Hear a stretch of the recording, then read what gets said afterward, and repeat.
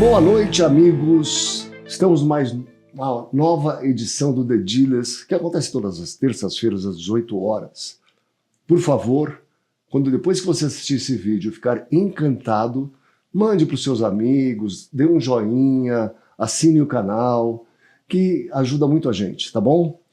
Hoje, para não ser diferente, e sendo muito diferente, a gente tem uma exceção. Hoje é dia de exceção. Hoje é um dia que não vai ter dealer no The Dealers. E, para ser uma exceção, ele tem que trazer aqui, ele me conquistou já, assistindo palestras com ele, participando de algumas reuniões, etc., com uma chuva de informações, eu vou dizer, mas é um temporal de informações sobre o mercado automotivo e o futuro do mercado, da mobilidade, etc. Então eu não podia deixar de trazê-lo aqui. Apesar que ele trabalhou com dealers quase a vida inteira, e ele vai contar a história pra gente, ele não é um dealer, mas ele influencia a todos nós. Gustavo Schmidt, muito obrigado pela sua presença, estou muito feliz de ter você aqui. E hoje você engrandece o The Dealers com o seu conhecimento, as suas informações, e vamos partir para nosso bate-papo, que eu sei que vai ser sensacional. Legal, obrigado pelo convite, Caporal. Para mim é um prazer e uma honra estar aqui com você, batendo esse papo nesse espaço tão bacana e diferente, para a gente falar um pouquinho sobre o nosso negócio, né? Que é o mercado automotivo, a mobilidade, enfim, várias coisas aí que estão acontecendo. Muito bom. Mas conta primeiro o seguinte, a gente estava batendo um papo antes, você falou assim, não, eu trabalhei na Volkswagen algumas vezes, no meio do caminho eu trabalhei na Renault e tal. Quando isso começou? Você começou já na indústria automotiva? Não, Caporal. Na verdade, assim, primeiro eu sou, apesar de já ter perdido bastante o sotaque, eu sou gaúcho. Ok. Né? Nasci naquela região onde os alemães colonizaram ali o estado do Rio Grande do Sul, na região do Vale dos Sinos. Eu sou de Campo Bom. Mas fiz toda a minha vida em Porto Alegre já. Meus pais se mudaram muito cedo para Porto Alegre e eu comecei a trabalhar muito cedo, né? Comecei a trabalhar com 14 anos e eu comecei com contabilidade, ou seja, nada a ver com o mercado automotivo. Comecei num escritório de contabilidade e comecei de baixo mesmo, sendo praticamente um office boy do escritório. E aí fui crescendo, fui estudar em paralelo à contabilidade também. Naquela ocasião existia o curso técnico em contabilidade, eu fiz o técnico, você podia assinar balanço, depois de fazer o curso. Eu fiz o técnico. Você também fez? Bacana. E acabei virando sócio desse escritório de contabilidade. E eu fiquei na contabilidade durante um período importante da minha carreira, até me formar, quando eu resolvi mudar. E até uma história um pouco diferente, engraçada, porque assim... para quem está ainda mais nos dias de hoje, de conectividade e tal, quando eu decidi mudar, eu fui um final de semana para o escritório, eu me lembro até hoje, né, preparei meu currículo num computador chamado Poly 201DP, linguagem COBOL, que eu acho que ninguém sabe o que é nos dias de hoje. COBOL e DBase. COBOL e DBase. Isso aí. E aí eu disse, não, eu preciso mudar, eu quero trabalhar numa empresa grande, o escritório, éramos 3 sócios, estava ficando pequeno.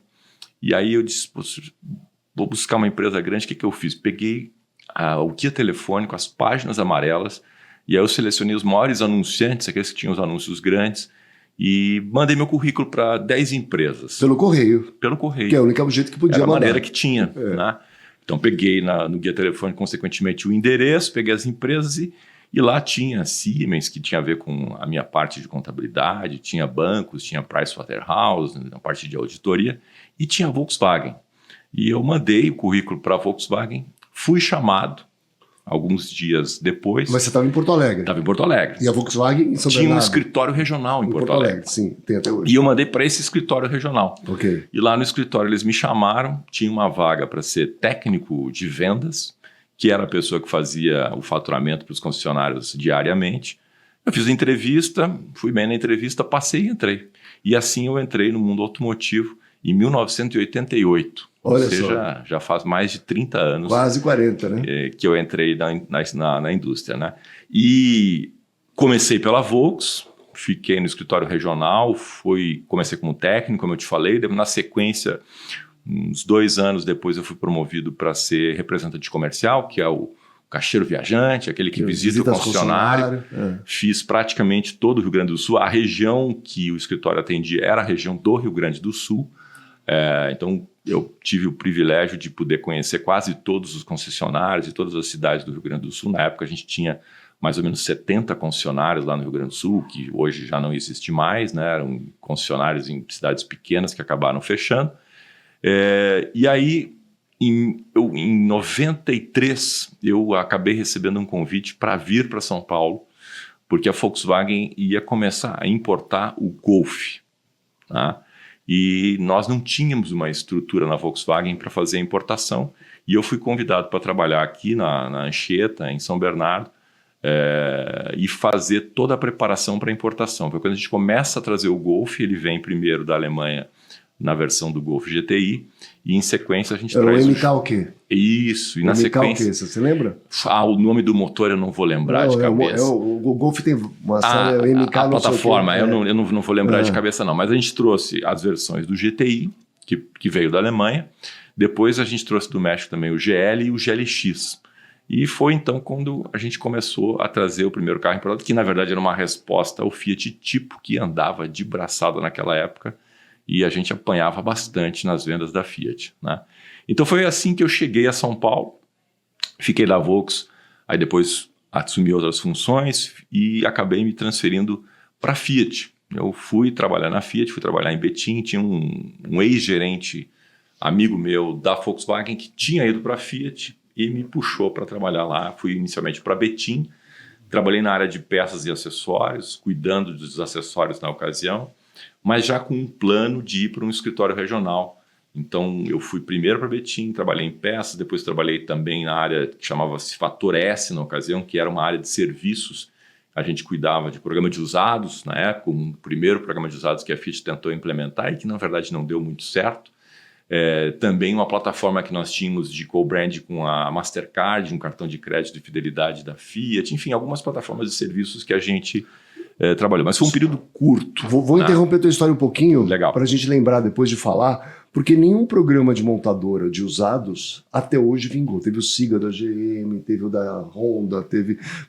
posso citar aqui vários... Autovelt, das Velt Auto, da Volkswagen... e nenhum... Verdade. Né? E a gente vai discutir isso aqui. Você Legal, vamos voltar no tema. Então, aí, na sequência, eu fui transferido para o escritório regional de Recife, da Fiat, onde eu fui ser gerente regional, mais ou menos 1 ano e meio depois. E esse foi meu período de Fiat. Eu fiquei alguns anos lá. Aliás, por curiosidade, onde eu acabei conhecendo minha esposa, né? Casei no Recife. Então, eu sou gaúcho, minha esposa é pernambucana, mas aí a gente vem logo em seguida, depois de casar, para São Paulo, eu volto para São Paulo para voltar para a Volks. E aí os filhos são paulistas, então olha gaúcho com pernambucana, filhos já paulistanos, nascidos aqui em São Paulo. Eu voltei para a Volks nessa ocasião, como gerente executivo de vendas da região São Paulo. Foi um período bem complicado, um período difícil, muitas dificuldades na indústria. Isso foi...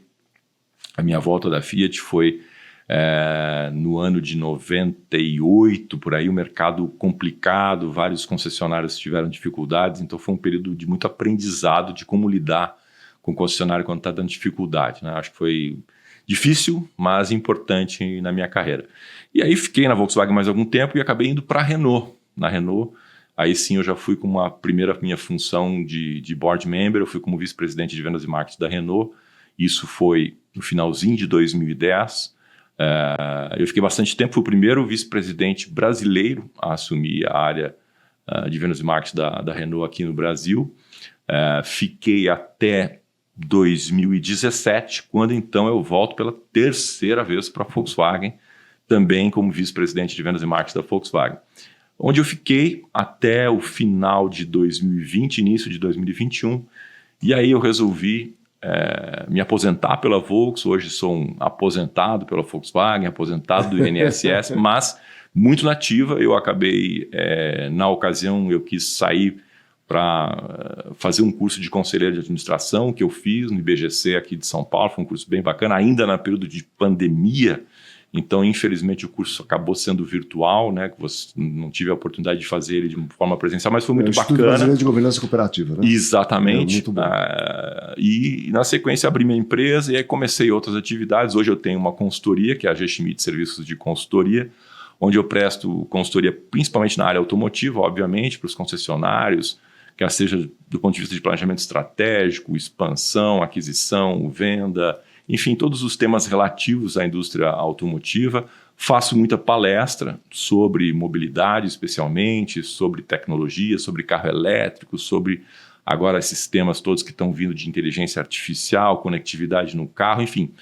Toda hora a gente está trazendo algum tema que tenha relação, que foi um pouco o que você viu no evento que foi super bacana que o NIT organizou na semana passada. Semana passada, né, aqui em São Paulo.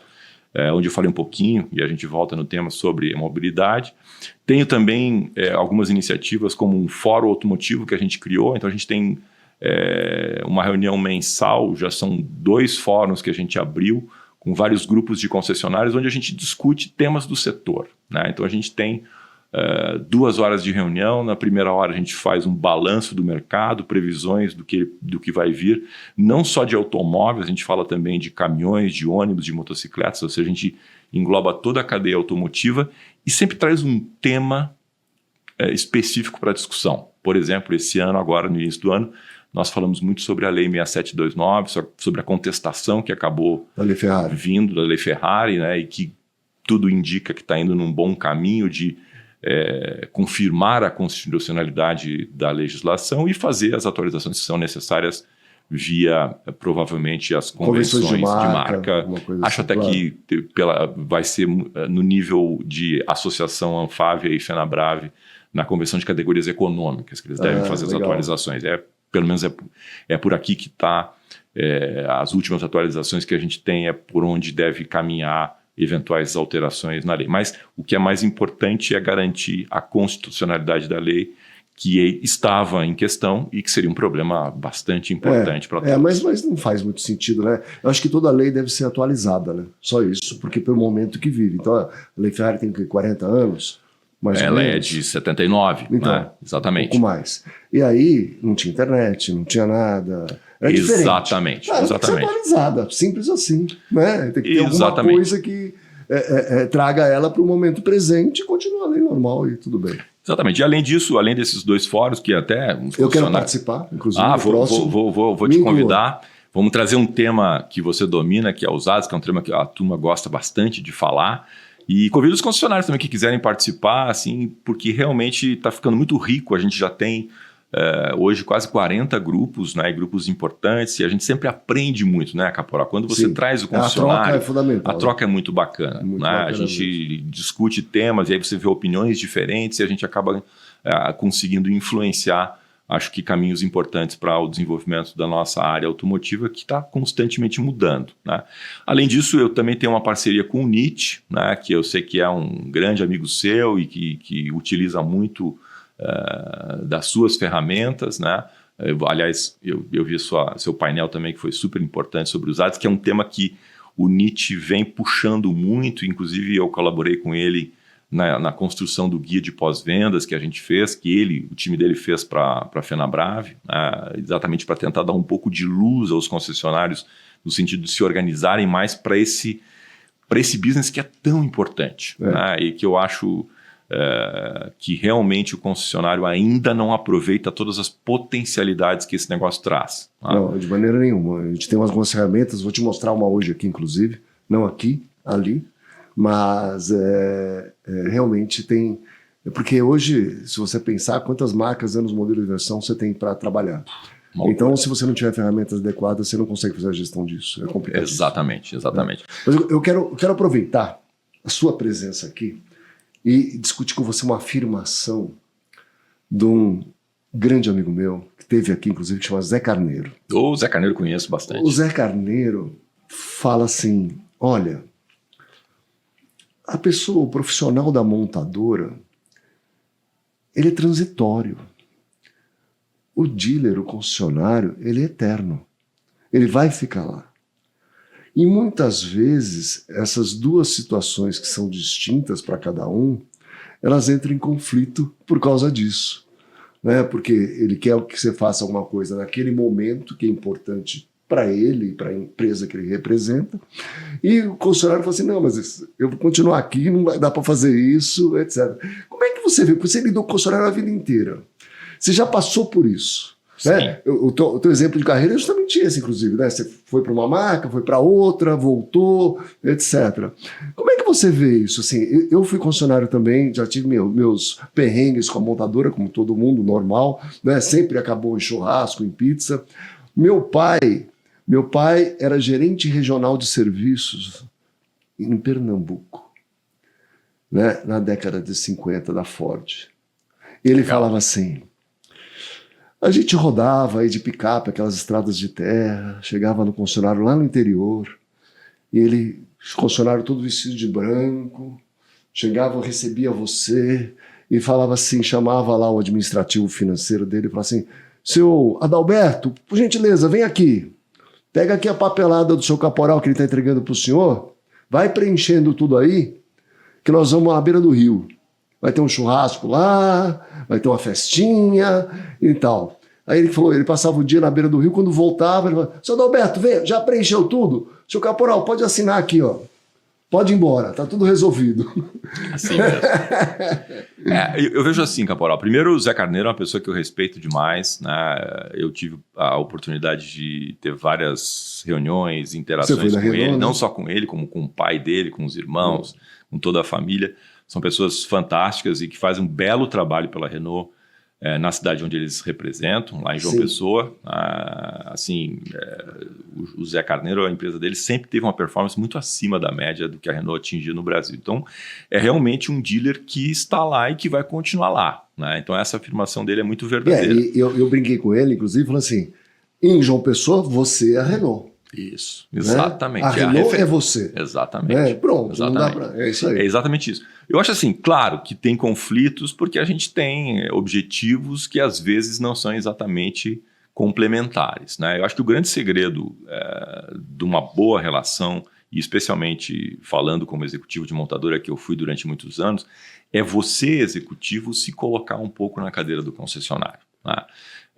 Eu acho que nos meus mais de 30 anos dentro da indústria eu conseguia fazer isso bem, ou seja, eu sabia dos meus objetivos, eu perseguia os meus objetivos, mas eu também entendia que eu tinha do outro lado um concessionário e que eu não podia atropelar esse concessionário e fazer coisas que colocassem ele numa situação difícil, tá? Então, a conversa, é o diálogo, é tentar encontrar uma maneira que os objetivos acabem convergindo. E eu acho que isso é super possível, mas ele tem muita razão, porque às vezes você tem executivos que vêm com um objetivo de carreira, de desenvolver num curto espaço de tempo, e aí acabam criando conflitos que realmente deixam situações difíceis, né, de serem resolvidas. Isso aconteceu em alguns momentos da minha carreira. E eu te falo que assim, nem sempre eu tive esta habilidade que eu acho que eu consegui ter mais para o final da minha carreira. É que você vai amadurecendo. Você vai amadurecendo. Obviamente eu fiz muitas coisas erradas, né? E eu acho que eu aprendi com essas coisas erradas. Comentei com você um período difícil que eu tive no escritório regional de São Paulo, onde a gente tinha uma indústria que estava em queda importante, os volumes despencaram de uma hora para outra. E muitas vezes a gente forçava, né, os concessionários vão lembrar disso, forçava o atacado, né? Era uma ferramenta que as montadoras utilizavam muito. Tinha que escoar a produção de alguma forma. Tinha que escoar a produção, né? E nesses momentos eu acho que eu cometi algumas coisas que não deveria ter feito, mas aprendi com isso, né? Eu acho que, e não só eu, mas eu imagino que vários executivos, porque aquele era um momento assim, onde infelizmente as montadoras, elas pensavam na produção e pensavam no concessionário como um distribuidor realmente. Eu não gosto dessa palavra. Eu acho que o concessionário ele é realmente o que você falou. Ele é o representante da marca na cidade. E você tem que pensar nele assim.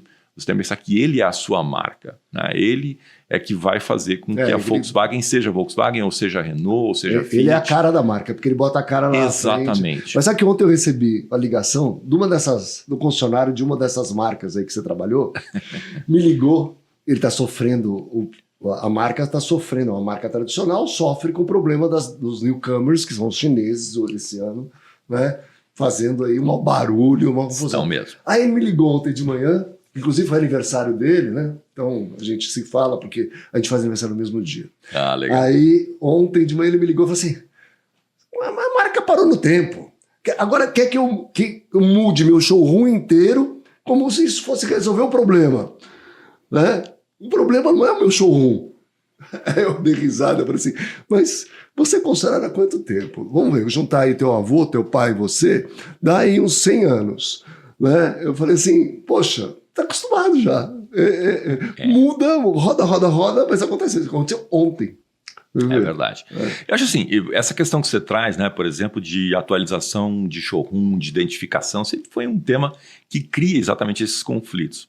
Eu acho, de novo, né, que você tem que fazer um planejamento para que isso aconteça, porque também não dá, né, Caporal, para a gente manter o showroom exatamente no mesmo formato que ele era há 50 anos atrás. 10, 50 anos atrás. A gente tem hoje um cliente muito mais digital, Sim. Um cliente que espera quando está chegando na loja que pressupõe, pelo menos, que aquele tráfego que ele já teve via internet, pesquisando o carro, comprando o carro... A jornada continue, né? A jornada continue, que ele chegue lá e não seja um ilustre desconhecido, né? Quando chega na concessionária. Então, precisa de algumas adaptações. Claro, você tem que entender o momento concessionário. Às vezes ele pode fazer, às vezes ele não pode fazer. Né? Mas eu acho que conversando, todo mundo se entende. Porque, na verdade... ninguém tem razão e todo mundo tem razão. Exatamente. Não é verdade? Exatamente. Tem que achar os pontos em comum que faça a roda girar. Exatamente. Que eu acho mais importante. Muito bom. A gente falou aqui sobre os programas usados nas montadoras. Sim. Esse é um assunto que me interessa muito. Ontem eu estava até vendo uma marca de luxo aí. Porque o CPO nos Estados Unidos é uma realidade assim absurda. Posso afirmar para você, e vocês sabem disso, que nos Estados Unidos tem três marcas de carro. Três segmentos de carro. Né? Carro novo, carro usado e o CPO. Né? Ele existe, a montadora investe muito nisso. É uma coisa assim clara, pro consumidor inclusive. Sim. No Brasil nunca deu certo. No Brasil, assim, engatinhou, parecia que estava andando, volta para tudo, etc. Por que você acha que isso acontece? Olha, eu acho que grande parte da explicação está exatamente na postura da montadora em tentar, e eu até uso uma palavra que talvez seja meio forte, tentar impingir esses modelos que ela traz de fora. Né? E te falo um pouco o depoimento do que eu acabei vivendo na Fiat, que eu vivi especialmente na Volkswagen, talvez um pouco mais, porque a Volkswagen tem programas estruturados, especialmente na Alemanha. Né? Das Velta Auto. Que é o das Velta Auto, exatamente. Isso. Mas o primeiro grande problema, talvez, na minha opinião, é que eles pegam um modelo que eles utilizam lá fora na Europa e querem implementar aqui no Brasil exatamente igual. E aí você começa a esbarrar... Coloca numa caixinha, traz para cá e pronto. É uma série de problemas, né? Eu acho que no Brasil você tem um mercado, primeiro, que é completamente diferente do mercado europeu do ponto de vista de volumes, de mix. E eles querem, por exemplo, colocar uma série de reparações que você tem que fazer no carro usado quando entra e de exigências que não necessariamente vão fazer com que aquele carro possa ser vendido com rentabilidade, muitas vezes. Então, esse é um dos problemas. Né? Depois, eles têm poucos... Eu acho que faltou muito nesses programas sistemas inteligentes e softwares capazes de efetivamente... mapear todo o processo, né, do ponto de vista de recepção do carro, de precificação, de valor residual, enfim, de prover informações para que realmente esse programa possa ser bem sucedido. Mas basicamente, Caporal, assim, para não me alongar demais, tem que adaptar ao nosso mercado. Não pode ser uma ferramenta... Então, mas você acha que o consumidor, ele encontra, vamos supor, você tem o mesmo carro, marca, ano, modelo, cor, não importa de um lado... O mesmo carro, ano, marca, modelo e cor, destilado, versão, tudo igualzinho. Esse carro é certificado, esse carro não é. Ele pagaria 5, 10 mil a mais nesse carro certificado? 5, 10 mil reais a mais eu não sei. Num ticket de 100. Estou falando aqui 5 ou 10%. Acho que sim, desde que realmente essa certificação diz que o consumidor enxergue valor nessa certificação. Então, por que ele não enxerga? Porque o brasileiro hoje não enxerga valor nisso. Difícil. Eu acho que o nosso concessionário ainda não consegue passar esse valor todo para o cliente. Acho que a rede o problema começa na rede. A rede não acredita muito nisso também, né? Também. A gente sabe. Aí ela não passa para frente, ela não comprou ideia, ela não vai passar. Exatamente. Mas assim, mas é uma coisa real, ele acontece. Você vê em vários países, funciona bem, dá para ganhar mais dinheiro, você tem menos problema de pós-vendas. né? É bom para todo mundo. Eu não vejo isso assim, eu vejo uma coisa assim. E os programas, a fábrica sempre propõe algum programa que dá um suporte bom para isso também, né? Sim, sim. Mas assim, hoje, pela primeira vez, eu trouxe uma empresa de garantia estendida dos Estados Unidos para cá em 2009, 2010. Obviamente não deu certo, porque essa empresa ainda não tem mais. Mas, e veio outras aqui, como a Jamie Associates, do Jim Moran, que é a maior empresa de venda independente de garantia estendida dos Estados Unidos, a JM&A, e também não teve, gastou milhões de dólares aqui, também não deu certo. E hoje a gente tem a Assurant com a Gestalto hoje fazendo algum barulho, principalmente nas lojas independentes. Está vendendo bem, tem um volume bom, etc. E as lojas independentes, de certa forma, estão comprando isso. Mas na concessionária, ainda não. Eu acho que ainda é uma questão cultural. O concessionário não acredita nesses programas, ele acha que ele pode continuar vendendo o carro usado dele da maneira com que ele sempre vendeu. Muitos ainda não enxergam no business de usados um business importante dentro da concessionária. Então você tem várias situações. A própria relação de venda de usados dentro de uma rede de concessionárias ainda é muito baixa, né, Caporal? Nos Estados Unidos às vezes chega a 1 por 1 ou a 1 por 1.2. Nossa, quando a gente encontra alguém que faz 0,8 aqui, a gente se dá por feliz, né? Quando já alguém chega perto de 1 e assim, a média, eu não sei, hoje deve estar ainda por volta de 0,6, 0,5, alguma coisa assim, imagino. Mas é muito fraco, né? E isso dá uma demonstração de que o concessionário não acredita efetivamente ainda e enxerga, acho que talvez, o mercado de usados com muito problema. Né? Aquela coisa que vai dar incomodação, isso está mudando bastante, a gente está tentando fazer essa mudança. Mas eu acho que um grande problema hoje é a gente tá na entrada, né? Porque se você avalia 100 carros hoje... A precificação, né? Você compra só 20, 25 muito no 100. E não faz um trabalho em cima dos 75 que foram embora. Concordo. E aí você perde muito, porque aí você acaba comprando 25% do carro que você avalia, você acaba vendendo os carros novos, porque esses carros estão entrando na troca, novos ou seminovos na troca disso daí. Mas mesmo assim é muito pouco. É muito pouco se a gente imaginar que o mercado de usados no Brasil é de 11 milhões, né? Enquanto normalmente 5 vezes mais, né? Do que o... Exatamente, hoje a relação está mais ou menos em 5. Tudo bem que não vamos trabalhar com todos os usados, aí você tem carros de 10, 15, 20 anos, né? Mas dá para melhorar um pouquinho essa relação e conseguir captar um pouco mais de carro, né? Mas eu acho que é muito ainda realmente de cultura, de se organizar, de pessoas. Não tem os melhores profissionais no setor de usados normalmente de uma concessionária. Não tem faculdade para gerente de usados. Não tem faculdade para gerente de usados. Né? E eu acho que o concessionário não investe em colocar lá o melhor profissional. Né? Eu lembro que você falou na NIT, né, a importância de você ter bons profissionais, que às vezes parece que é caro você colocar um bom comprador, principalmente, que é o cara talvez mais importante dentro da área de usados, e você acaba gastando em outras coisas e não gasta nesse cara que vai te dar um retorno ou um prejuízo enorme. Né? Enorme. E eu acho que é muito isso, né? Falta o concessionário se conscientizar, se organizar para fazer que o departamento realmente seja algo importante. E até assim, né, Caporal, em tudo que a gente está experimentando de mudança na distribuição de veículos, né, com novas formas aí, modelo de agenciamento, etc. Poxa, usados é onde você pode dominar sem qualquer interferência, né? Então, eu acho que é fundamental e o concessionário se alertar para isso. Mas eu acho que existe uma acomodação, né? Porque assim, ele acostumou a comprar de uma maneira, ou seja, a montadora bota um preço, eu tenho que engolir, eu tenho preço de venda, então não preciso negociar essa parte. É verdade. Eu negocio se eu quero ou não quero alguns modelos, algumas versões, só isso. A margem de negociação é muito pequena. Aí, para vender também eu tenho um preço já tabelado, né, entre aspas, que eu vou vender aquele preço mais ou menos com ágio com desconto, sei lá, ou pelo preço normal, e fica assim mesmo. E me acostumei com isso. Isso deu muito dinheiro, muito bom tempo. Né? Mas as margens cada vez vão ser menores. Exatamente. Né? Cada vez vão ser menores, vão mais apertadas e tal. E no usado você tem a possibilidade, só que você tem que aprender a comprar e aprender a vender. Exatamente. Né? O vender ainda você já faz mais ou menos. O comprar é que é uma arte, né? E aí precificar, avaliar tecnicamente corretamente, precificar o veículo de acordo com o mercado, ajustar tudo isso durante o teu tempo de estoque, né, para você...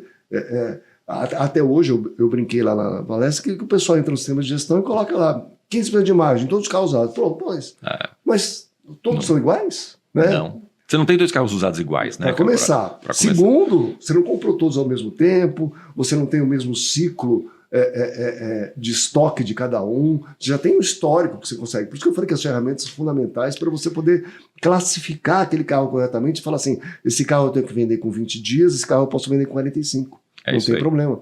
Mas esse carro eu vou pedir 25% de margem, esse aqui eu vou pedir 5%. Né? Porque esse aqui, senão, se eu não sair dele logo, ele vai virar colecionador.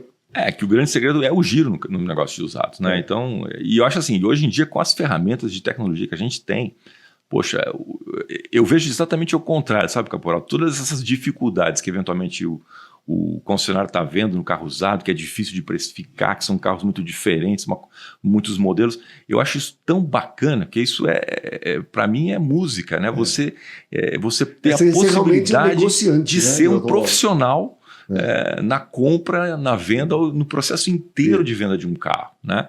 Que é o que você falou, o carro usado não tem 2 iguais, não tem o certo e o errado, você precisa fazer a boa gestão. E gestão é ainda uma grande questão. Você precisa de boas ferramentas, bons processos e bons profissionais. Né? Exatamente. Se não tiver, não vai fazer. Exatamente, é isso. Mas enfim, acho que é um desafio. Vocês têm feito um trabalho importante de conscientização, entregando ferramentas para o concessionário, especialmente na precificação, que é um grande temor deles, né? E eu insisto, acho que com tecnologia hoje isso está mais fácil, claro. Mas você precisa pensar sobre isso, precisa se organizar, precisa fazer um planejamento para ter um setor realmente profissional dentro da sua concessionária. Se você fizer, vai ter lucro, vai ter sucesso e vai conseguir provavelmente evitar vários conflitos com as montadoras trabalhando nesse setor onde eles não entram tanto ainda. Ainda não, né? Mas eles podem entrar também. Com os elétricos, por exemplo. Exatamente. Na Europa já tem algumas tentativas nos Estados Unidos também. Com os modelos de venda direto e com aluguel, com leasing operacional, que o carro usado acaba voltando para a própria montadora ou para o banco da montadora. Isso, né? Isso e mesmo. Esse modelo pode chegar aqui. É isso aí. Muito bom, muito bom. Então, mudando um pouco de assunto, mas continuando falando de concessionária e de mercado, assim, nós temos uma invasão chinesa. Sim. Principalmente com carros elétricos. Eu conversei com você no evento, eu estava brincando, né? Tem mais de 100 montadoras chinesas. Vamos supor que 20 venham para o Brasil. Umas 5 vão dar certo. O resto vai ficar meio de lado, algumas vão embora. Né? Você acha que realmente isso acontece? Como é a tua visão? E depois a gente fala sobre carro elétrico. Legal. Eu acho assim, primeiro falando um pouco talvez contextualizando um pouquinho para tentar entender por que os chineses estão chegando agora, né? Como você falou, existem 100 montadoras chinesas e é verdade, talvez até mais. A gente falta um pouco de... É difícil obter informação sobre China, né, Caporal? Não, e cada vez que você vai no salão de Beijing, tem coisa mais, Xangai, tem coisa você nova. olha marcas... por exemplo, a própria Chery, né? Quantas marcas a Chery tem? Sei lá. Aí você vai no outro salão... Já tem mais. Já tem mais da própria Chery, ou de outro. Então você se perde em tudo aquilo. Para mim era uma confusão. Hoje eu começo a entender um pouco mais, mas sempre que eu fui no salão, eu ficava olhando assim e falei assim, nossa, que confusão. O que é o que, afinal? O que eles querem com isso? Né? Onde eles querem chegar? Exatamente. E o mercado chinês, assim, hoje é o mercado mais importante do mundo, né? Em termos de volume. Estamos falando aí, se a gente pegar só carros e comerciais leves, são mais de 22 milhões de automóveis por ano. Até 3 anos atrás, era um mercado que crescia a 2 dígitos por ano. Então, eles viviam um momento em que o mercado interno deles dava vazão a toda a produção, praticamente, que eles estavam se colocando e se preparando em termos de capacidade instalada. Fato que começou a mudar nos últimos anos. Né? O crescimento já não é mais de 2 dígitos, é um crescimento menor. A capacidade de produção dentro da China cresceu muito, e aí começa a haver a necessidade de, poxa, tenho mais capacidade, estou conseguindo produzir mais, não tenho mercado aqui, preciso encontrar mercado lá fora. Exatamente. Né? E é quando eles então começam a olhar para outros continentes, notadamente Europa, um pouco da Ásia e a nossa América aqui, que não é um mercado maravilhoso, mas que ainda, né, se a gente for considerar, falamos que a China é o maior mercado com 22 milhões, o Brasil também não é desprezível. Né? A É o gente está sexto sempre mercado. até os 10, né? Sempre Exatamente. teve entre os 10, às vezes teve entre os 5. Tivemos já na quinta posição. Isso. Atualmente somos o sexto mercado, né? Um mercado de 2 milhões e 200. Esse ano devemos ter 2.300, 2.350. Não é um mercado desprezível. Na América Latina... É o principal. É o principal. É o Não principal, tem onde porque mais vender carro. Argentina, infelizmente, o mercado acabou. Né? Já Chile é desse tamanho. Chile é muito pequeno, a Colômbia, que é outro mercado importante, Antes, mas é isso. Não temos mais muitas opções, então o Brasil acaba sendo um local óbvio para a chegada deles. E a gente está vendo isso acontecer bem recente, né, Caporal? Porque se a gente for imaginar esse bate-papo aqui, Há 2 anos dois anos atrás a gente nem sabia o que era chinês ainda. Exatamente. Tá? Não, E é uma isso. coisa maluca, que é exatamente o tema que você traz da velocidade desses caras. Né? Eu acho que isso é uma coisa interessante que eles estão trazendo de desafiar o status quo atual, especialmente do ponto de vista de montadora. Né? Porque precisa ser ligeiro. Eles são o carro rápidos. elétrico tem uma grande participação nisso. Você falou, eu vou repetir os números aqui. Você me corrija se eu estiver errado, mas o veículo a combustão tem 2.500 componentes, o elétrico 250. Pô, onde é mais fácil produzir? O que é mais fácil fazer? Tal, né? O que eu já domino na parte de eletrônica, etc., porque eu faço celular para o mundo inteiro, eu faço notebook para o mundo inteiro. Tal, Bateria. Bateria. Né? Para todos esses aparelhos precisam de bateria. Exatamente. Né? Exatamente. Então, eu vou já fazer o elétrico aqui e vou invadir no elétrico. Né? E aí eles têm essa rapidez, só para terminar, que as montadoras tradicionais parece assim que não sai do lugar. Né? Essa é uma diferença importante, né? E a gente está vendo, voltando na sua pergunta, né? Em 2 anos o crescimento, vamos falar de 2 marcas já que chegaram aqui, 3, vai. BYD, que é um crescimento astronômico recente, mas hoje já está fazendo aí, se a gente olhar as vendas através do estoque do concessionário, já faz 6% de market share, tá? Entre a 7ª e 8ª montadora do ranking. No geral, hoje a BYD nesse ano está na 10ª posição do ranking. O ano passado ela não aparecia entre as 20. Tá? Não existia. Quer dizer, em espaço de 1 ano, o cara é o 10º do ranking. Tá? A Chery, que vem fazendo um trabalho importante, acabou de fazer um realinhamento de preço em toda a sua linha, está vivendo um momento super importante. Que ajudou a bagunçar o mercado. Que ajudou a bagunçar o mercado. E os usados especialmente, né, Caporal? Nossa. Mexe no novo, mexe no usado. Né? Que eles fizeram um movimento forte, está fazendo aí 2,5% de market share. E a própria Great Wall, que é outra empresa que chegou há pouco tempo e também já está fazendo 1,5% de market share. Enfim, quando você soma hoje os 3 chineses, já dá 6, 7% do mercado. Né? Ou seja, os caras começam a ter relevância. E tem muita gente chegando, como você falou, a gente tem aí o Moda, Jayco, Geely, Seres, o Vianetta agora que também está vindo, enfim, muitas empresas. Mas eu estou alinhado contigo, eu acho assim, que vão vir bastante empresas ainda montadoras, mas não acredito que todas consigam se estabelecer, até porque não tem espaço para todos. Tem todo mundo, né? Eu faço uma brincadeira nas reuniões do fórum, e eu compartilho isso também com o Thomas, quando a gente passa para os clientes da consultoria.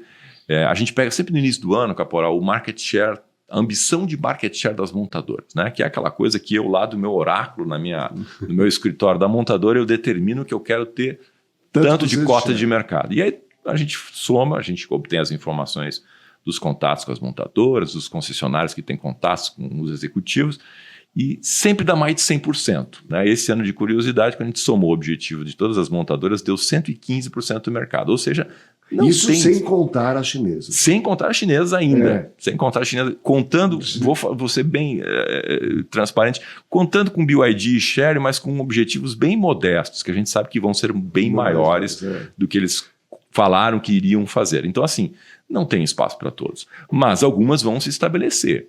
Eu acho que a BYD, a Chery e a Great Wall já são praticamente uma realidade, até porque BYD e Great Wall já anunciaram investimentos de fábricas no Brasil, ou seja, já demonstram que não vem aqui como uma aventura, vem aqui para ficar. Para ficar, exatamente. Até porque com a história do imposto de importação voltando aos elétricos, que volta a 35% em 2026, se você não tiver uma visibilidade de uma fábrica aqui no Brasil, fica complicado.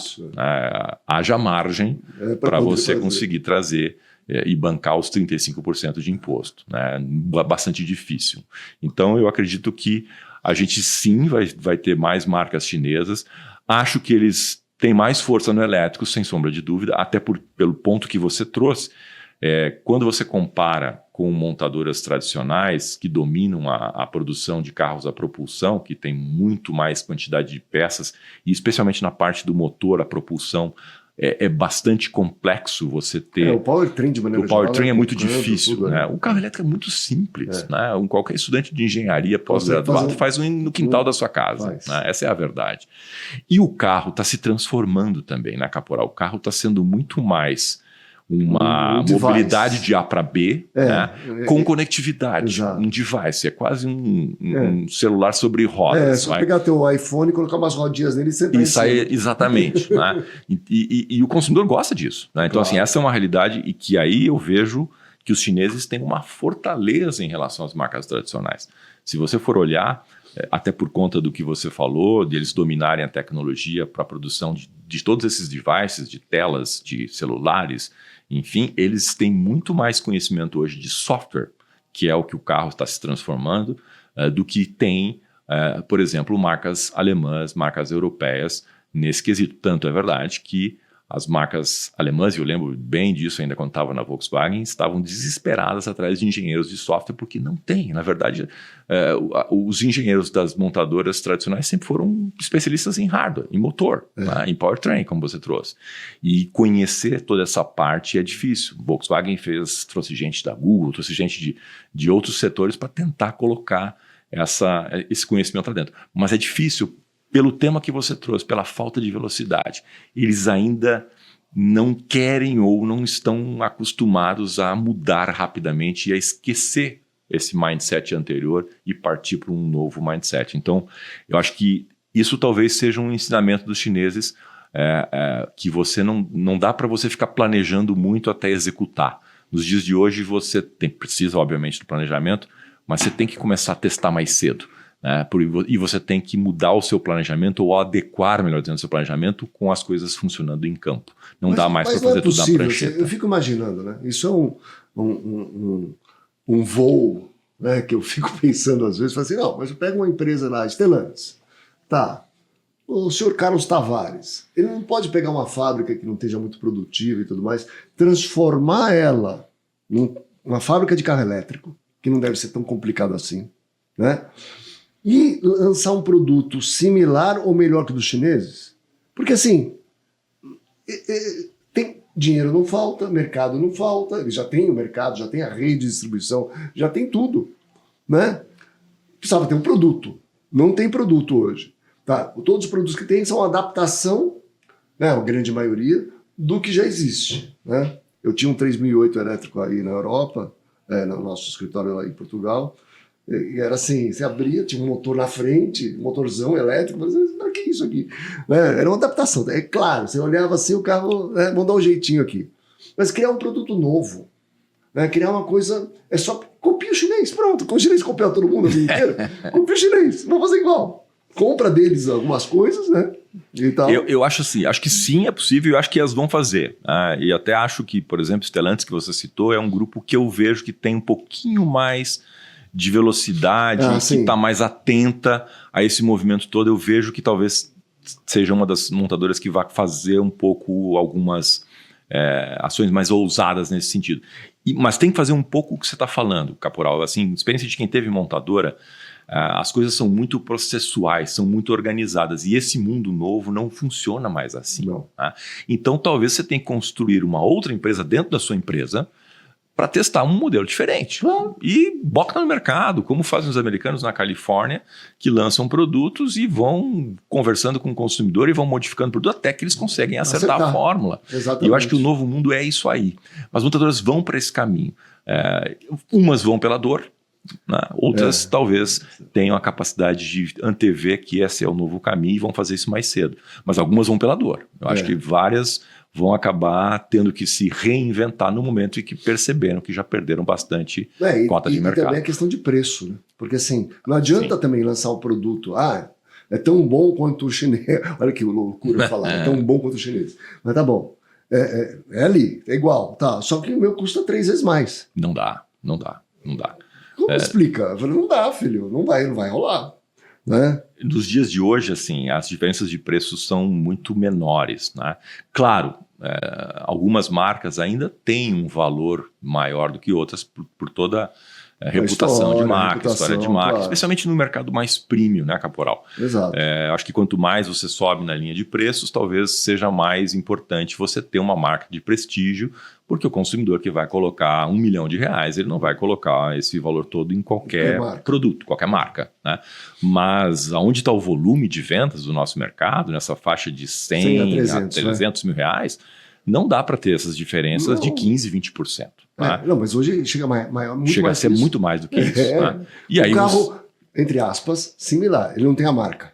Sim. Mas você olha o carro, aí quem entrega de 0 a 100, qual é o torque, é igual. Não tem, quais são os devices que tem ali dentro para ele poder usar, os gadgets, tem tudo. Tem tudo. E vou dizer para você... Às vezes tem mais. Às vezes tem mais. Né? Na maioria dos casos tem até mais. Né? Por exemplo, você tocou na questão de torque. Conseguir torque no motor elétrico é muito mais fácil do que num motor a combustão. Sim, sim. Então, ele performance entrega muito. Eu estou tentando comparar um elétrico com elétrico. Pega dois elétricos, uma marca tradicional e um elétrico da marca chinesa. Né? Você olha, tudo parecido. Sim. Tudo parecido. Só que esse custa 2 vezes mais. Não funciona, não vai funcionar. Não vai funcionar. Quem vai comprar? A Toyota mesmo lançou a RAV agora, híbrida, plug-in, R$400 mil. Não tem condição. Fica fora, gente. Porque você tem, como você falou aí, os chineses trazendo propostas de valor muito mais baratas e com mais tecnologia. Mais tecnologia. Com carros híbridos que vão ter uma autonomia no modo elétrico muito maior do que o carro da Toyota. Então isso não funciona. Né? E aí a gente vai ver com certeza volumes pequenos de vendas dessa marca. Não tem segredo. Né? O consumidor é soberano. Ele hoje, nos dias de hoje, Caporal, e você melhor do que ninguém sabe disso, a gente tem acesso a todas as informações, então não precisa ser um engenheiro para entender se um carro tem mais features, né, como a gente fala, atributos de produto do que um outro. Você pesquisa e rapidamente você tem a noção de tudo isso. Né? Eu mesmo, quando vou escolher um computador hoje, eu não preciso nem entender muito da parte de hardware do computador, eu faço um comparativo ali para as ferramentas que existem na internet e eu descubro qual que é o melhor e mais adequado para mim. No automóvel é até mais fácil. Coisa, então, o celular é igual. É isso aí. Vamos colocar o dedo na ferida. Vamos lá. Tá. 2 pontos. Você disse que até 2050 não terá carro elétrico. Talvez em 2050. Peraí. E você também falou que nós estamos vendendo muito carro elétrico hoje, muito BYD, Great Wall e outras marcas que vão vender aqui. Esses carros que são novos hoje, deixaram de ser quando saíram da concessionária, mas continuam no mercado como primeiro dono, vão voltar. Sim. 1 ano, 2 anos. E você disse assim, a surpresa não vai ser boa. É verdade. Bom, vamos lá. Primeiro, antes da gente chegar na surpresa, né, e entender o que vai acontecer daqui a um tempo, quando esses carros começarem a voltar, o que eu falei é assim, eu acho que o carro elétrico ele tem algumas situações, primeiro fazendo uma análise global ao longo do mundo. Né? Eu acho que na China, por exemplo, ele vai evoluir e já está de maneira muito importante. O ano passado, do que se vendeu na China, nós falamos aí de 22,3 milhões de automóveis, já quase 40% são carros elétricos. Então eu acho que na China, sim, num curto espaço de tempo, acredito que até 2035 vai ser aí entre 80% e 90% de carros elétricos. Se você pegar vendidos lá. Mercados menores, mas que são países, né, tipo Noruega, Dinamarca, exatamente. Já está lá. Já tá lá. A Noruega, o ano passado, já foi quase 90%, 86% de carros elétricos. A Europa está passando por um momento complicado, porque os chineses escolheram também o continente europeu para tentar entrar. E aí está havendo uma briga tarifário em alguns países contra os produtos chineses, né, porque eles começam a sentir essa competição de maneira importante e muito próxima. Eu acho que na Europa também, se a gente for olhar, não vou chegar em 2050, que é um pouco longe, vou deixar 2050 para a gente falar de outras coisas sobre mobilidade. Mas eu acho que, por exemplo, 2035, que é uma barreira que, por exemplo, o Parlamento Europeu colocou, né, como um objetivo de que em 2035 não se venda mais carros a combustão. Isso eu não acredito. Eu não acredito no absoluto, sabe? Essas coisas que dizem amanhã não vai ter mais isso, ou não vai ter mais aquilo, ou vai ser só assim. Eu acho que não é por aí. Você combinar com os adversários, né? Exatamente. Eu acho que o consumidor? Exatamente. Eu acho que vai ser a maioria, Caporal. Eu acho que em 2035 nós vamos ter na Europa mais carros elétricos. E aí, quando eu falo de elétrico, estou falando de elétrico puro, mas estou colocando nessa conta também o híbrido carregável. Né? Então, eu acho que sim, em 2035 a gente vai ter mais do que a combustão. Mas não vai ser 100%, na minha opinião. Vindo para o nosso mercado, para o Brasil, aí é que eu acho que nesse universo a gente ainda não vai ter tanto carro elétrico aqui no Brasil. Acho que o Brasil vai passar por um momento de muito híbrido. Não, mas peraí, calma, vou interromper. Vamos lá. BYD Mini, mas vendeu mês passado, gente. E esses carros vão voltar. E ele é 100% elétrico. Vão voltar. E esse mês, eu não sei como é que tá, nós estamos no dia 9 aqui, né? No começo do mês. Não dá para saber ainda, mas eu acho que vai mais ou menos repetir a história se tiver estoque para entregar. Não, acho que sim. Acho que é um momento, especialmente dessa marca que você está citando, que trouxe produtos. Primeiro que ela trouxe produtos bons, né? Esse volume todo está acontecendo não é por mágica e não é porque as pessoas acordaram e, poxa, achei legal vou olhar. Não, o produto é bom, o produto entrega, né? E eles têm vários produtos assertivos que eles trouxeram para cá, desde o Mini, que é um carro, vamos falar assim, mais de entrada, mais barato, né? E com preço competitivo, R$115 mil aproximadamente, até as SUVs, que eu acho que são realmente os que estão fazendo um grande sucesso da linha da BYD. Mas eu acho que esse volume todo, primeiro, eles não vão conseguir sustentar com esses níveis de preço pela volta do imposto. Lembro que em julho agora vem mais um aumento, né? O elétrico já vai começar a pagar 20% de imposto de importação, e eles ainda não vão ter a fábrica funcionando lá em Camaçari. A fábrica provavelmente da BYD só vai estar operativa no final do ano, eu acredito mais para o início do ano que vem. Tá? E sinceramente, Caporal, eu acho que manter níveis de preços como eles estão praticando hoje, produzindo no Brasil, não vai ser tão fácil, porque assim, você entra no jogo dos outros, né? Enquanto você está na China com subsídios do governo, etc., é uma situação. Aqui, produzir no Brasil entra no nosso custo Brasil. Né? Então, acho que os preços não vão conseguir ser mantidos nesses mesmos níveis de hoje. E aí onde eu vejo o grande problema ali na frente dos usados. Né? O que vai acontecer com os usados? O que vai acontecer com os usados? Caporal, eu acho que é inevitável uma desvalorização. Assim, é difícil prever. Acho que mesmo você que tem todo o conhecimento e bagagem, cravar o que vai acontecer exatamente é muito difícil, mas eu acho que a desvalorização do carro elétrico vai ser muito mais forte do que a desvalorização de um carro a combustão daqui para frente. Né? Então, eu faço uma analogia que assim, tudo bem que o carro é um alto valor agregado, né? Você tem a casa e o carro, o imóvel e o carro, que é o segundo maior valor que você investe na vida, etc. Aquela coisa toda. Mas mesmo assim, se você comparar ele com uma televisão, ou com um computador, ou com o teu telefone, etc., você usa a televisão até ela pifar normalmente. Né? Você usa o teu telefone até os softwares não rodarem mais. A Apple e o Android te forçam um pouco nessa situação. Força um pouco isso, mas e ficam lançando um modelo novo a cada ano para você tornar o teu obsoleto e você comprar outro. Partir para o próximo. Tá, e as montadoras chinesas vão fazer igual também. Vão lançar modelos novos e tal. Só que aí você tem uns problemas, né?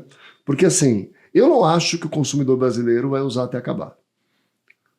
Eu acho que ele vai trocar antes. Sim. Tá. Aí, e a gente estava falando sobre, você falou sobre isso também, vai ter as atualizações, não só de software, de hardware. De hardware. Isso vai acontecer. Né? E aí, não é só a durabilidade da minha bateria e a autonomia que ela vai perdendo, nem nada. Vai ser uma bateria nova. Exatamente. Melhor que a que eu tenho. Bem melhor. E eu não vou trocar a minha, não vai dar para trocar, vai custar muito caro, então assim, inviável a troca. Hoje, 60% do custo de um carro elétrico é a bateria. Então, e aí? Então eu vou ficar meu carro já obsoleto, com uma autonomia reduzida, então, e vou voltar para o mercado. Vou dizer para você o que eu vi nos Estados Unidos, que é um mundo à parte, né, porque é dominado, mais de 55% é da Tesla, né, um mundo à parte. E na Europa. Então, nos Estados Unidos, o seu Elinho, né, acorda um dia, resolve baixar 10% do carro, 15% do carro, derruba o mercado como um todo. Né? E o cliente que está voltando, mesmo que não seja da Tesla, de qualquer outra marca, para trocar numa concessionária o carro dele, o pessoal está pagando 50% do valor. Uma coisa assim. Na verdade, eles nem olham o carro. Eu visitei mais de 20 concessionários agora. Não olham o carro, não olham nada. Fazer tanto, tá, eu pago tanto. E pronto. O carro, tô vendo que tá bom, tá tudo certo. Porque é tão depreciado que nem vale a pena olhar. E aí o consumidor fica nessa. Fala, não, troca por outro elétrico. Às vezes acontece porque ele é apaixonado, ele gostou do modus operandi da coisa, etc., da vida dele com o elétrico, tá tudo bem. Mas uma boa parte volta para combustão. Que é o que aconteceu nos Estados Unidos, especialmente, Isso, né, Caporal? Eu acredito que, e eu acho, sinceramente, eu não sei qual é a tua visão, mas quando eu tento encontrar uma similaridade de mercado, eu acho que nosso mercado e o nosso consumidor se assemelha muito mais ao comportamento do mercado americano do que do europeu. O europeu, então, ele usa muito mais o carro, mais tempo o carro. Né? Se você pegar o norte dos Estados Unidos, usa um pouco mais também, apesar que você tem o problema do sal da neve, etc. Mas vamos pegar o europeu. Você tem financiamento lá de 300 meses. Né? Então, ele usa muito mais o carro, ele fica com o carro mais tempo. Né? A gente aqui no Brasil e nos Estados Unidos, a cada 2 anos, se tiver crédito disponível. Ou seja, né, eu vou trocar. Em tese, o consumidor europeu está acostumado com uma depreciação maior, porque ele fica mais tempo. O americano e o brasileiro não. E inclusive, no caso do Brasil, acho que também tem outro fator que é um pouco psicológico, que ainda é esse sentimento de posse. Ninguém gosta de que aquilo que você comprou perca valor. Que eles têm o histórico da inflação, né? Você comprava um carro, ele valorizava. A Argentina é assim hoje, né? Ainda. Então, mas, na verdade, nada valoriza que você compra para usar, né? Você vai perder valor. Dinheiro, exatamente. Claro, você está usando. Então, assim, nesse bate-papo, eu acho que a gente vai ter, infelizmente, uma surpresa muito negativa. Os carros vão desvalorizar muito mais forte do que um carro normal a combustão. E essa segunda experiência vai ser traumática para o consumidor, porque ele vai olhar e vai dizer, poxa, meu carro desvalorizou tanto, não vou fazer uma segunda aposta nesse elétrico. Porque a questão das baterias que você traz, Caporal, é importante. A gente hoje tem baterias, vamos falar assim, que tem uma autonomia média 350 quilômetros mais ou menos. Você demora 8 horas para carregar, né, um carregador. Você roda aí 50, 60 por dia. Tá tudo certo. Você carrega na tua casa à noite que nem teu celular. A grande dúvida é quanto tempo essa bateria vai ter essa autonomia e vai ter esse tempo de carregamento. O consumidor não sabe, na verdade, porque não teve a experiência ainda. Mas o que a gente sabe do lado de cá é que assim, a próxima geração de baterias vai ser mais barata, mais leve, mais autonomia, mais durabilidade e menos tempo de recarga. Isso. E provavelmente, em alguns anos, ela vai deixar de ser a bateria líquida para ser bateria sólida, que é uma revolução também. Porque aí talvez a gente consiga uma solução de trocar a bateria.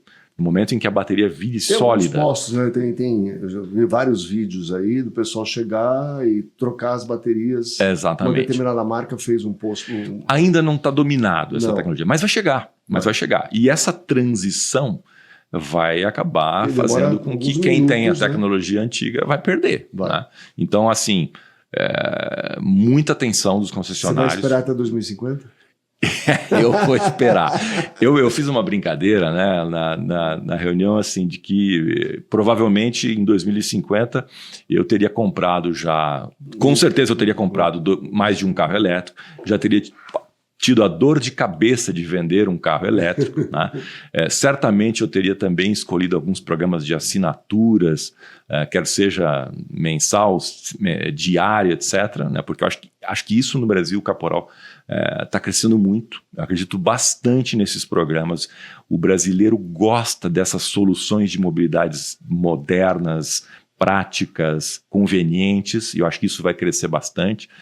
Faltam números para a gente poder entender exatamente o que está acontecendo, mas a gente sabe que o programa de assinaturas tem crescido bastante. O ano passado, o que se fala que do que foi vendido no Brasil foram mais ou menos 100 mil assinaturas, esse ano está se falando em 150 mil. São projeções cruzando informações, ainda não são precisas, mas o que eu tenho certeza é que a tendência de muito crescimento dessa solução, especialmente agora que o juros está em queda. Então eu acredito bastante nesse tipo de ferramenta, e aí o consumidor, por exemplo, pode entrar num carro elétrico sem correr o risco do valor residual. Exato. Né? Ele passa esse problema para a montadora, para o banco, para a locadora, para quem quer que seja. Tá? Mas elas vão ter o mesmo mas problema. As chinesas não têm programa de assinatura ainda. Ainda, mas estão se preparando. Né? A gente sabe que eles estão buscando parceiros de bancos para conseguir encontrar essas ferramentas, porque sabem que essa é uma barreira que eles conseguem tirar da cabeça do consumidor para entrar numa tecnologia disruptiva. Perfeito. Então, eu acho que os programas de assinatura vão crescer. Então, na brincadeira, eu falava que com certeza eu teria tido vários programas de assinatura.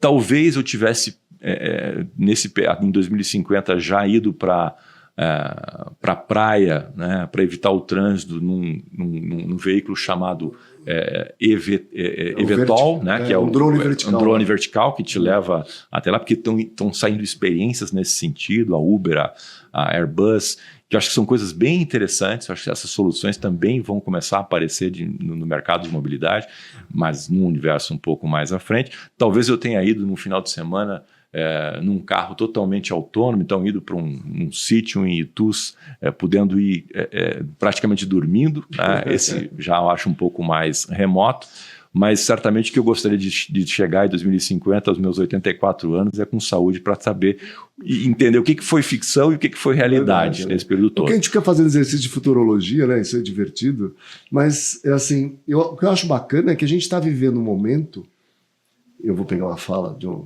presidente aí, que nunca antes na história desse país, mas que nunca teve tanta mudança, tanto lançamento, tanta marca nova entrando, tanto carro novo, né? E isso para um mesmo mercado, variação pequena. Então isso vai dar uma transformação muito grande, um agito muito grande, e as consequências a gente vai ser testemunha, que eu acho que é muito legal, porque a gente fica falando assim, vai acontecer isso, vai acontecer aquilo. Eu também tenho minhas convicções, mas nada como a gente estar presente aqui para assistir o que vai acontecer. Exatamente. Acho assim, o que eu falei nesse bate-papo, né, assim, eu não acredito que tudo vai para um lado ou tudo vai para o outro. Eu acho que o mundo vai se transformar, a transformação é grande, a gente está vivendo isso dia a dia, mas bater o martelo de que amanhã vai ser tudo elétrico, vai continuar tudo combustão como está, nenhum outro. Também né? acho. E aí, voltando para o Brasil, o que eu sim acredito, e até por conta do que acabou de ser lançado com o programa Mover, é de um investimento pesado em híbridos. Eu acho que nós vamos ter muitas opções de mobilidade híbrida. Você falou de Stellantis, eu fiquei sabendo aí que Stellantis já tem coisa chegando de vários produtos novos híbridos. A gente viu o Volkswagen anunciando também investimentos de híbridos de etanol, Toyota já está assim. Enfim, eu acho que aqui vai ter uma transformação importante. Então, por exemplo, no mesmo universo lá de 2035, é provável que se a gente botar na conta os híbridos carregáveis, os híbridos não carregáveis e os elétricos, aí talvez vá virar os 50%. Eu acho que sim. Acho que sim. Porque não tem volta, né? A primeira coisa que tem que saber é o seguinte: não vai ter volta. Não tem. Eu estava falando com uma jornalista assim, ela falou assim: você acredita que o elétrico é o futuro? Eu falei: o elétrico é o futuro e vai ficar. Né?